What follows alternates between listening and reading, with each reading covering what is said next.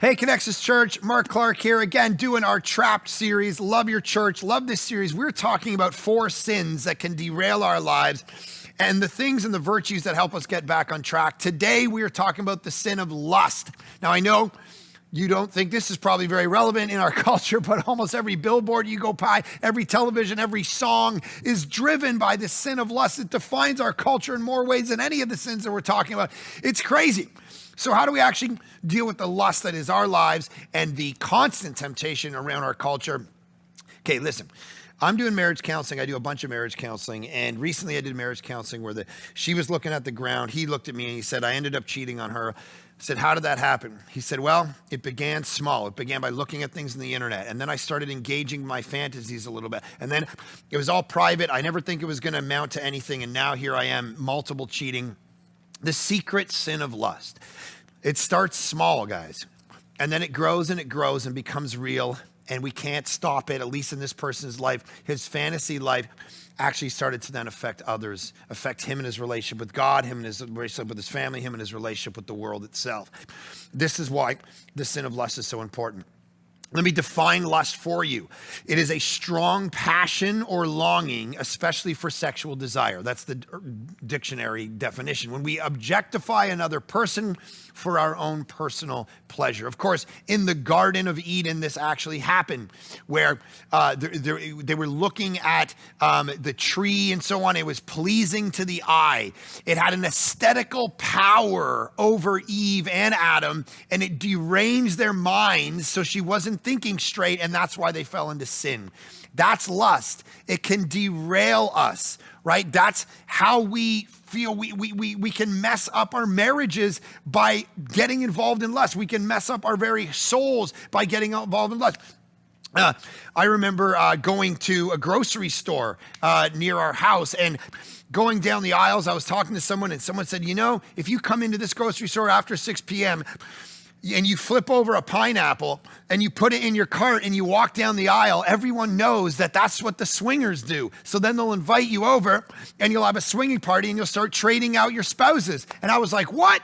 That's crazy. So I got up on stage on a Sunday in that neighborhood and I said, guys, there was thousands of people there. I said, everybody needs to go to this grocery store at 6 p.m., flip a pineapple over, and let's confuse the sin, right, in our city.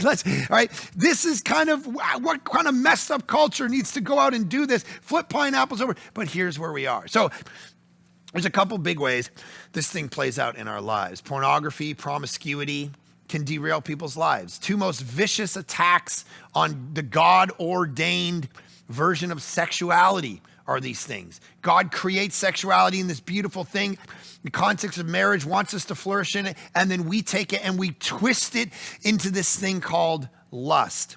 Its lives end up driven by it so much that people literally become enslaved to it. Soren Kierkegaard, who was this philosopher, talked about the idea of you have the aesthetical life and the covenantal life. And the aesthetical life is basically just living by what makes you feel good. And our culture is right there. They say do whatever makes you feel good. Versus a covenantal life, which I've covenanted myself to something even when I'm not feeling it. And the irony, Kierkegaard says, is people in a culture who lives according to their feelings are actually enslaved. They're the true slaves because they're enslaved to how they feel. Even though they think they're free, they're enslaved to the sparkle. They're enslaved to the constant comparison. It's never ending because there's always someone hotter and sexier and to make you feel this way or that, and it doesn't end. So when we follow that instinct, we die. But of course, there is a way out of it. As we've been saying through this series, the gospel is what's going to get you out of it. A spirit-filled life. Romans chapter 8, verse 13 says this, if you live according to the flesh, you'll die.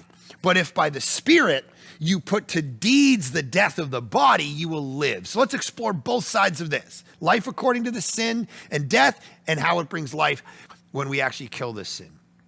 It gets in between your relationship, first, with both people and God. What does God say to do? Flee it, fight it, run from it. Be killing sin, John Owen said, or it will be killing you. 2 Timothy chapter 2, flee also youthful lusts. Pursue righteousness, faith, love, and peace. 1 Peter 2, I urge you as aliens and exiles to abstain from the desires of the flesh that wage war against the soul. See, it's your soul that is actually in the midst of this war. 1 Corinthians 6, shun fornication. Every sin that a person commits is outside the body, but the fornicator sins against the body itself. 1 Thessalonians 4, this is the will of God, your sanctification, that each one of you know how to control your own body in holiness and honor, not with lustful passion like those who do not know God. Matthew chapter 5, this is one of the biggest and most convicting into our culture. But I say to you that everyone who looks at a woman with lust has already committed adultery with her in his heart. This is what he's trying to say. See, why does God say all this? Why we struggle with this sin so much. That's why God talks about it, because he wants to save us from struggling with this sin. First, it's because of us. We are sinful in our nature. We're fallen. We have proclivities towards sin and pleasure and stuff that short-term wins, even to stuff God says run from. It's like we need to figure it out for ourselves. Like my kids, don't skateboard without a helmet. And then they go, I'm cool enough. Boom. And it's like, dummy, right? It's like you need to figure this out for yourself. Are you kidding? So it's a personal, individual problem. We feed it. We see the naked person. We see the billboard. We see the porn. Instead of turning away, we feed it. And it starts small and it grows. And every time we feed it, it grows. And so what do we got? We got to starve it. We watch that thing. We know this even scientifically. Science is finding all of this stuff is actually damaging our brain process, the way that we think. We're carving out the realities of our brains, called neuroplasticity. And if you do studies on how pornography is affecting our culture, how lust is affecting our culture, it's a rewiring process, right? And one writer I was reading this thing, just as plastic is changeable and malleable, we can change the shape of the brain. Your brain is actually constantly changing and molding itself. It's called plasticity. So everything you do makes pathways and connections so it can go faster next time. It's like when you're doing a golf swing. It's constantly you're carving out things in your brain. The brain can change itself. It can be a different brain today than it was yesterday. And so one writer has said this, who speaks into this issue often. We can train our brain in something and then grow that area, which means we have more capacity in that area to process incoming stimuli. So if you train a lot of math, your brain area to respond to math calculations is going to grow and get better at this. Everything that we do each time and every day shapes our brain to what it is. If one watches porn or lustful images, they train their brain regions responsible for porn, processing it a lot more. So we need we need to understand we're actually feeding it and shaping our brain. So we actually need to fight that reality and stop feeding it so our brain doesn't actually start craving it. It's like when you're eating carbs, you're going to start craving carbs more and more. The only way to actually stop craving it is to starve yourself of them. Secondly, so it's not just because of us, it's because of them. And what I mean by them is the world itself. It's not just a personal challenge, it's a social challenge. We live in Babylon, right? We live in the context of a culture of lust. We don't live in heaven yet. We live in a culture defined by this sin. Every commercial, every advertisement, when we scroll, we can be on news, you can be at CNN, Fox News, there's half naked people on there going, hey, buy my product. It's connected to money. It's connected. We know sex sells. So people who struggle with this sin are constantly fighting it. And we got to recognize that. And we got to realize it's a thing. We can't be naive. I remember I was in this men's group like 15 years ago, and one of the guys handed another guy this book that talked about lust and sin and how to kind of fight it. And the guy took it home and he threw it on his like bedside table, and his wife came by, and he had gone to work, and she picked it up. She's like, what's this? And she reads this book for the day. And of course, the opening story is about some guy driving a Jaguar, and he cranks his neck around because he sees some girl jogging, and he crashes his Jaguar, and he's like, oh shoot. And you know, the opening story is like, basically I crashed my Jaguar by looking at this girl running in Lululemons or whatever. And he gets home from work, and his wife's like, what is this? And he's like, I don't know. Some guy, she goes, what's his name? He's like, Matt. She's like, Matt's sick. I never want you hanging out with Matt again. And she tosses the book in the garbage. It's like, guys, we can't be naive to the reality that this is a fight in people's lives and it's normal. That's why it's one of the 7 deadly sins. It didn't just arrive this year. It's been around for 2,000 years and long before that and long before that. And Jesus knows this is a thing. That's why he says, when you lust after a woman, it's adultery in your heart. And I'd rather you pluck out your eyeballs than go to hell with 2 eyeballs. That's in the Sermon on the Mount. There is a thin line in our reality, we have to understand between beauty and fantasy with that beauty. This is what I love about my wife, right? She knows if we're at an airport or a restaurant, she knows even if my back is turned to the restaurant, I already know that a beautiful woman has walked in the restaurant. It's like I got like spidey senses or something. It's like we can't be naive to the fact that this is inherited in us. God made women beautiful, made men beautiful. I mean, you look at like the creation itself. Women are actually the peak of creation. He like makes all these things and he makes women last. It's like he's not done with creation until he creates the woman. It's like, yes, amen, let's go. The women in the crowd are like, what's that plan? Like, yeah, I got men, but okay, women now. Creation's very good. And we know that. I could be standing at the Grand Canyon. Sorry, not me because I'm a pastor, but you guys could be standing at the Grand Canyon, looking out at the Grand Canyon, this beautiful thing, and a woman could walk by and you'd look away from the Grand Canyon. That's what happens. And women know this too, by the way. They know that women are the greatest thing because, one writer pointed out years ago in the 50s that women, they don't dress up for men, by the way. I know all you men in the room, oh, that woman put a lot of time into herself today. She must have been doing that for me. Women dress up for other women. That's the reality. So here's the culture that we're living in and why this is difficult. I'm going to give you some stats on pornography. So $3,075 is spent on pornography every second on the internet. At least 30% of all data transferred across the internet is porn related. There was an average increase of 24% in traffic during the lockdown, during COVID, of pornography. More than 50% of people engaging in online pornographic interactions admitted to losing interest in sexual intercourse in real life. Porn sites receive more regular traffic than Netflix, Amazon, and Twitter combined each month. 90% of teens and 96% of young adults are either encouraging, accepting, or neutral when they talk about porn with their friends. 64% of young people actively seek out pornography weekly or more often. Most of them hide online behavior from their parents. 51% of male students and 32% of female students viewed porn sites before their teenage years. The first exposure to pornography among men is 12 years old on average. And within the church, 64% of Christian men and a high percent of Christian women say they watch porn at least once per month. Those are the facts. Now, growing up, it was very different for me, right? You'd find some weird porn magazine behind the convenience store and it was all, you'd be like, oh, now it's like, it's on the internet. It's a different world that we're living in. So here's a couple random facts. The overall favorite time for viewing pornography is 11 p.m. on Sunday nights. Pornhub, which is the biggest porn site in the world, ranks in the top 10 visited sites globally out of every website on the internet. 42 billion visits a year.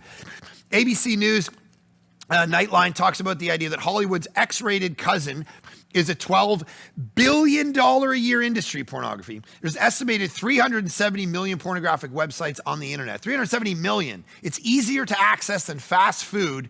Industries try to convince you that it's harmless. So here's what we have to point out over and over again. It's hard because we live like in Babylon. We live in a world that doesn't value the things that Jesus values. So Brian Walsh points out this. He says, we live in this kind of world that in all of its piety, it serves to give an air of normality to an idolatrously constructed culture functioning as a polite cover-up for a comfortable life in the empire. The crisis of Christianity is that Christians, by and large, accept the empire that they live in as normal. Christians should feel disjointed and out of place in a civilization which divinizes things. The practicing Christian should look like a Martian in this world. He or she will never feel at home in the commodity kingdom. If the Christian does feel at home, something is drastically wrong. See, this is a different world now, and this is the world we actually live in. And this is why no amount of accountability could keep you from it. Yes, get accountability, but you've got to change what you want to do. That's what has to change if you don't want to be someone defined by this sin. That's why Jesus goes, the gospel doesn't work on your externals, just commanding you of things. It works on your heart. It not only changes what you do, it changes what you want to do. It changes what you take joy in. It changes what you celebrate. And there's even science behind that, which can give you hope. because those feelings actually need to change. The major ways that porn and lust can rewire your brain can actually be reversed, can actually be retrained. That's what the scientists and the psychologists tell us.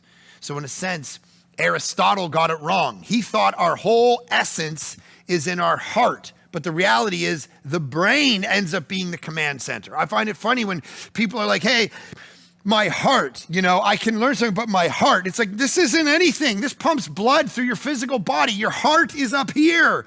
This is your heart, your center, your soul. It's all in your thinking life and how you train. What you put in is what you're gonna put out. That's the reality. So Nicholas Tinbergen, a biologist who won the Nobel Prize in 1970s, most famous for coining the term supernormal stimulus. He talks about it's describing something that's bigger and greater than what someone would see in their normal, everyday, natural lives.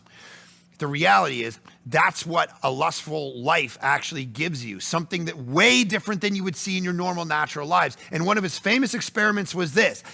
He took butterflies and they were attracted to the color and pattern and shape of the female's wings.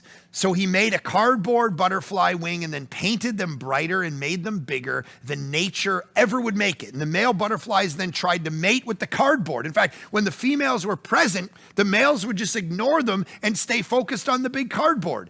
And Tinbergen discovered that the brain could be manipulated by doing the following. Figure out what stimulates the brain, create an exaggerated version, and the brain will often come to prefer the exaggerated version. That's what's scary. The biological discovery about the brain, any brain works, butterfly or human. Whenever we have the opportunity to exaggerate what stimulus or entices us, we take it. So you compare fashion dolls 50 years ago to Barbies today. Today's are way thinner, they got curves, they got makeup, action figures in the 80s. Here's what they look like. Today, more muscles, more exaggerated. Eventually, we prefer the super stimuli and ignore what is normal for what is exaggerated. This is the problem. One writer has said, we have a dopamine factory in this primitive old part of our brain, and it sends brain wires up to this reward area, and it literally powers the brain with desire.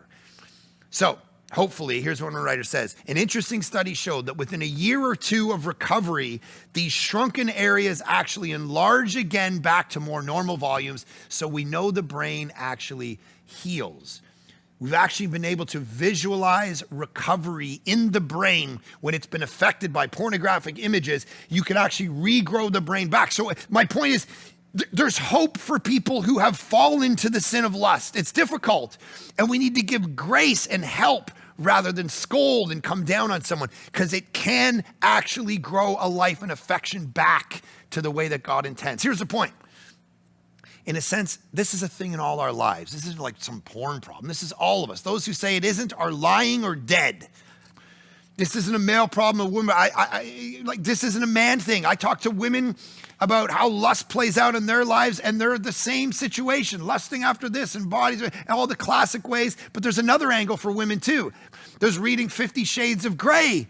I know a girl who was actually sitting on the beach, and I said, what do you read? She's like, and she had a different book cover, and I looked at it, I said, you're reading 50 Shades of Grey. It's like, I tied her up, and it was like, ooh, it's like, that's what and she had some, book cover like New York Times or whatever. It's like, what?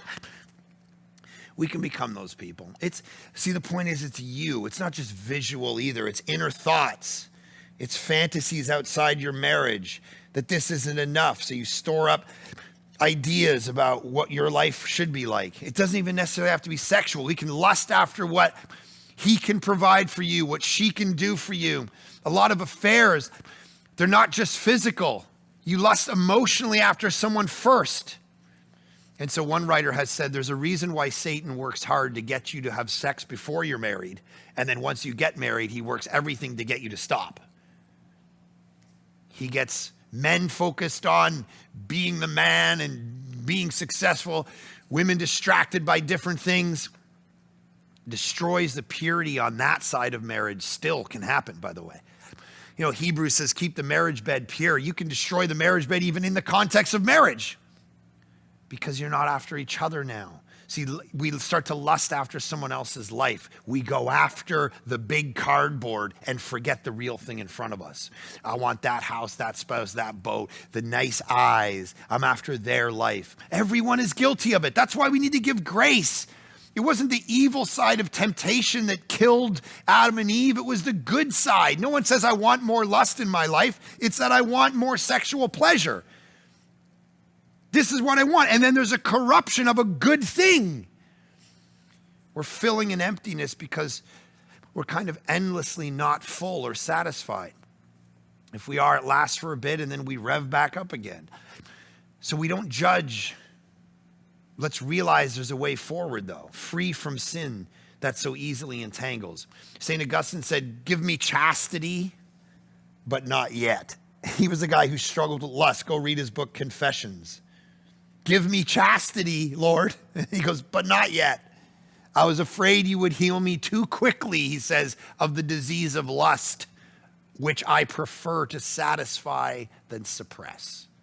That's what Augustine says. So why does God tell us to flee? Is it because God's anti-sex? No, he is so pro-sex. Read Song of Solomon. I remember years ago, I was prepping for a marriage conference. I was reading Song of Solomon and my assistant walked into my office and she's like, hi. I'm like, ah. And I kind of jumped. I'm like, oh. I'm like sweating. I'm like, sorry, what do you want? Needing something? It's like, I'm reading Song of Solomon here. Got to turn the lights on and like, oh, okay, what's going on? It's like, the Bible's not giving you some image of like, okay, within sex, you just got to make sure it's in the same this and the same that, and it can be erotic, it can be evocative. He made Adam and Eve. Part of the mandate was to have lots of sex and to love it. Be fruitful and multiply. You're not going to do that having sex once every 6 months. Be fruitful and multiply. Let's go. The other day, my non-Christian friend said, God wouldn't have liked what we were doing the other day. And he's married. I'm like, yes, he would have. He would have been like, what's up? I'm the most pro-sex person in the universe. This is who God is. My kids the other day, I got 3 daughters, asked, is sex good or bad? Well, let me ask you a question. Is fire good or bad? See, it depends where it is. Is it in the fireplace?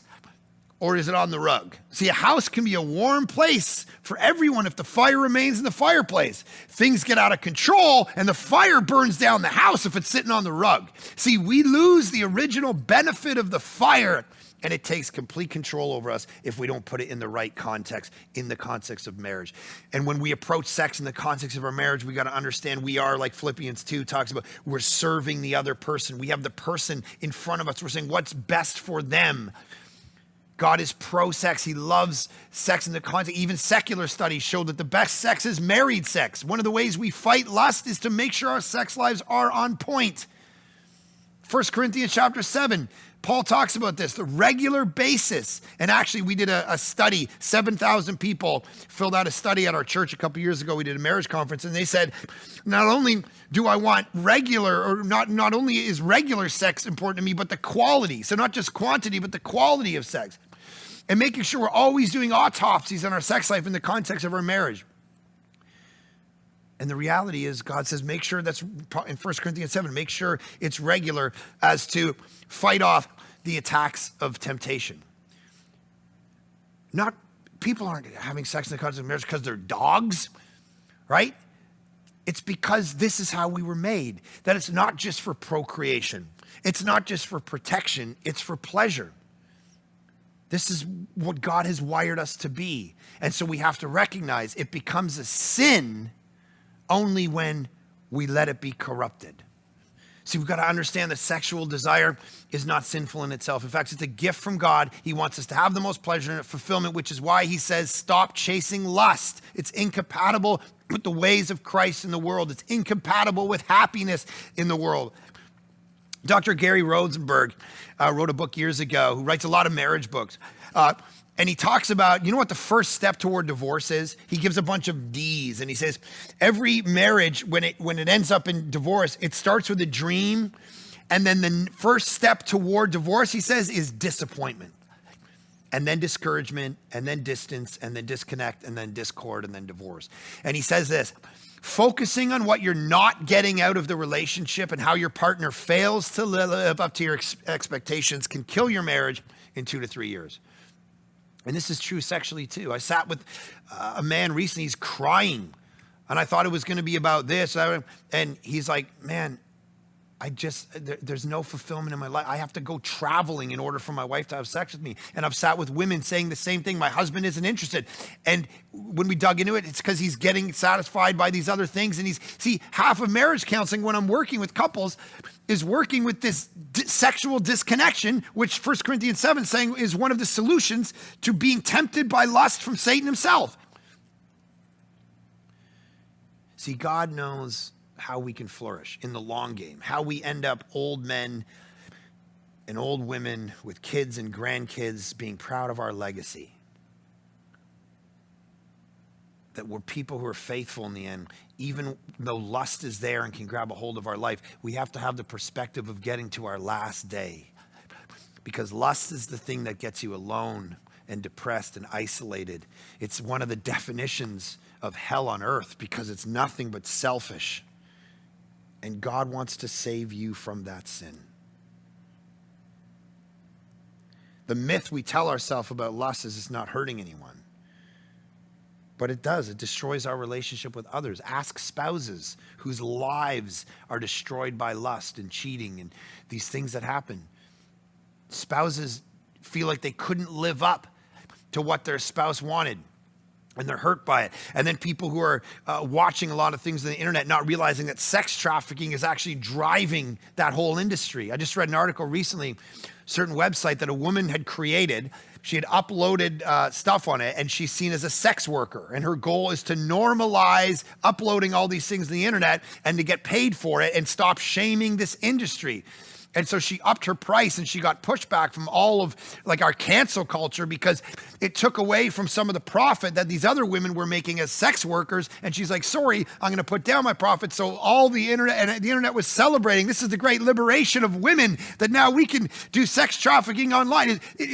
Do you know many of these women are actually owned? It's such a hypocritical culture. Let's be against slavery, but let's give money to sites with sex slaves, beaten, drug addicts. Half these videos of women doing all this crazy stuff, they're getting paid for it in the back. This is not just people winging it, wanting to do this, falling into this life and being liberated.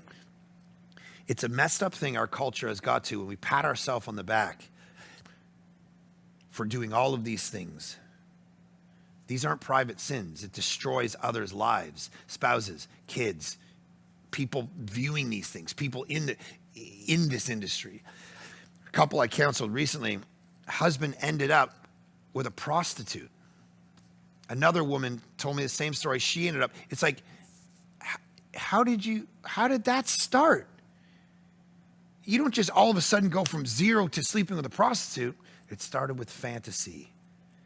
It started with lies. It started with isolation. It birthed the action in the end. That's why the Bible comes at this sin. One of the reasons why you feel so alone in life at times is because you actually end up taking sexuality, which was meant to be a communal experience between you and the other, and you make it an isolated event. And yet, if you read Genesis, sex was actually created to solve loneliness.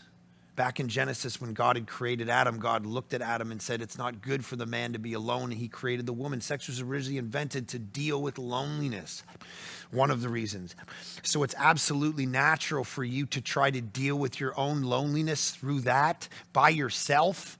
When you misuse sex, it works backwards. Always remember that. Instead of making you less lonely, which is how it's supposed to work, lust actually makes you lonelier. It always does. I doubt there's anyone who's being honest who will deny that reality. People tell me this all the time when I'm doing marriage counseling with them, because it destroys our relationship, not only with people, but worse than anything, with the God who made us. Sin like this habitually kills our spiritual life because we get the shame, we get the guilt, the sin comes between you and the Lord, and you slowly start to drift because it's not just sexual, it's spiritual. This is always about that, as one writer has said. This is all connected. This is why in 1 Corinthians, Paul says when you sleep with a prostitute, it's actually a spiritual event that's taking place. Your bodies are becoming one. Well, that obviously doesn't mean you're not walking around with them now. So what happened in this moment? Something happened where you became one. See, in the first century, you had like dualism that said physical world good, or bad, spiritual world good. Let's keep those separated. You can do anything you want with your body and never the two shall meet. Christianity uniquely comes and says, no, the two are tied together. Sex isn't just a physical act. It's an emotional, spiritual act where the two become one. And the only place for that is when you can become one in every way, economically, geographically. To the world I belong only to this person. That's what sex says. And that's a beautiful critique on our world and how it functions. Because look at the worldview of the TV shows we watch. Look at Friends. Some of you parents, you're like, I'm going to keep my kid from seeing really bad things, like things on the internet or violent movies. And it's like, and rated R movies that throw the F-bomb around. You know what might be more damaging to them? Watching Friends. Because the worldview of that show is you just sleep with everyone and that's how you get happy. And we laugh ourselves. We, as one writer said years ago, we amuse ourselves to spiritual death. We have corroded to the point of normalcy. So that all this stuff is just normal. Sex isn't something that is all about you in the end, though. Not about just your pleasure. Not only just about taking. It's about giving. It's about protection. It's about them. It's about life. So, how to fight it? We got to be ruthless with it. John Owen, be killing sin or it will be killing you. Jesus, cut out your eye. You have to starve it. You got to delete the apps that push you in that direction. You got to get the accountability technology on your computer or your phone, Covenant Eyes, XXXChurch, whatever. You got to change your behavioral patterns. Plug your phone in downstairs. Know yourself, know the temptation, know the time of day, know if it's when you're tired. All of these things that keep you from engaging in it. I was watching a movie with a buddy. We were in a movie theater, and it was interesting because we're watching the movie, and then there was like this sex scene, and I looked over at my buddy, and I was like a minute into it, and I'm like, okay, I gotta kind of look away. And I looked over to him, and he's been sitting there like this for the whole time. I'm like, man, this guy is like Jesus to me right now. This guy's like legit. He's not even looking at this. This is crazy. So good. This is what I'm talking about. Now, we didn't stand up and say, hey, what's happening here, right? What's going on? Make sure we shut off the projection. This was his moment, his fight as a person. And this is what you're in the middle of. The fight every day to take responsibility for yourself. A lot of you are sitting there piping around about everything that's wrong with our culture. We're talking about you now. To change your behavioral patterns, that change your heart, that sets you up to flourish with Jesus. C.S. Lewis said this, the moment you wake up each morning, all your wishes and hopes for the day rush at you like wild animals. And the first job of each morning consists of shoving them all back in listening to that other voice, taking that other point of view, letting that other larger, stronger, quieter life come flowing in. That's the challenge of the Christian life because the world is on HD video, guys, and Jesus is just on audio. And it's harder to follow the audio. Lust ends up destroying the thought life and then your real life. That's the warning, which is why Paul says in Philippians, take every thought captive to Christ. That's a crazy challenge. When you feel a thought sneaking in, start talking to Jesus. Be practical with yourself. The narrative that I'm too weak, this is always going to be me, is a lie that Satan is telling you. No, it won't. You have the Spirit. Whenever I pray for someone's physical healing, they have cancer, they have a tumor, and they're in my office, and I pray for them, I say the same prayer. The same Spirit that rose Jesus from the dead is the same Spirit that is alive and well and can heal this person right now, and it's the same Spirit that can heal your brain and your affections right now if this lust has defined your life, if it is this sin of lust that has derailed you, even privately so that nobody knows. The same Spirit that rose Jesus from the dead This is the solution to every addiction that we talk. You start to love Jesus, and he starts to take your affections away from this thing that you've defined your life by and put them onto him. Because Thomas Chalmers says, it talks about, he's an old preacher, Scottish preacher. He says, he calls it the expulsive power of a new affection. And he says, the only way you get rid of one affection is not by just looking at it and saying, getting it out of my life. You have to displace it with something you love more. That's the only way that you ever defeat this sin, is that you love Jesus more than you love the sin. And he starts to, as we've been talking about in this series, change what you want to do, change the kinds of things that you take great pleasure in. Lord Jesus, I pray that in the midst of a culture defined by this sin that can so easily derail us, that you would save us from these temptations, that you would save us from going down the route that can destroy us so easy.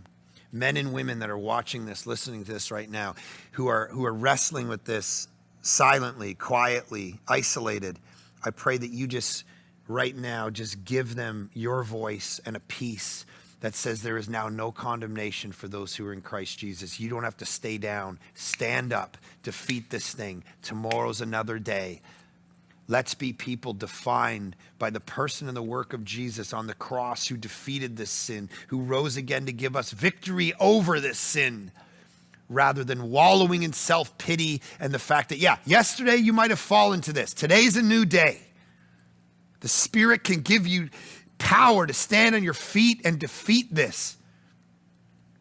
That you would give us encouragement and the tools and the conviction and the discipline to win this. So when we stand before you on the last day, that kind of purity of mind would be the thing that defined us, rather than the lust of the eyes that would destroy us.